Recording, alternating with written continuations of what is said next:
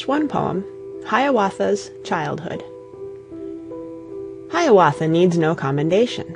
Hundreds of thousands of children in our land know snatches of it. It is a children's poem, every line of it. One summer in Boston, more than 50,000 people went to take a peep at the poet's house. By the shores of Gitchigumi, by the shining Big Sea water, stood the wigwam of Nokomis, daughter of the moon, Nokomis. Dark behind it rose the forest, rose the black and gloomy pine trees, rose the firs with cones upon them. Bright before it beat the water, beat the clear and sunny water, beat the shining Big Sea water. There the wrinkled old Nokomis nursed the little Hiawatha, rocked him in his linden cradle, bedded soft in moss and rushes, safely bound with reindeer sinews, stilled his fretful wail by saying, "Hush, the naked bear will hear thee," lulled him into slumber singing, "Ewa-ye, my little owlet, who is this that lights the wigwam, with his great eyes lights the wigwam? Ewa-ye, my little owlet."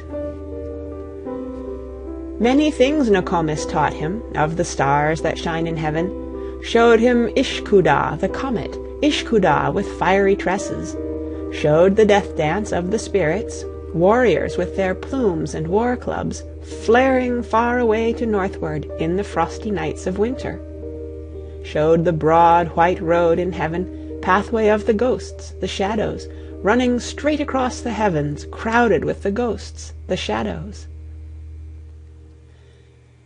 At the door on summer evenings sat the little Hiawatha, heard the whispering of the pine trees, heard the lapping of the water, sounds of music, words of wonder. "Minnie-wawa," said the pine trees. "Mudway-oshka," said the water, saw the firefly Wah-wah-taysee flitting through the dusk of evening, with a twinkle of its candle lighting up the brakes and bushes, and he sang the song of children, sang the song Nokomis taught him. "Wah-wah-taysee, little firefly, little flitting white-fire insect, little dancing white-fire creature, light me with your little candle, ere upon my bed I lay me, ere in sleep I close my eyelids." Saw the moon rise from the water, rippling rounding from the water, saw the flecks and shadows on it, whispered, "What is that, Nokomis?" And the good Nokomis answered, "Once a warrior, very angry, seized his grandmother and threw her up into the sky at midnight. Right against the moon he threw her. 'Tis her body that you see there." Saw the rainbow in the heaven, in the eastern sky the rainbow, whispered, "What is that, Nokomis?"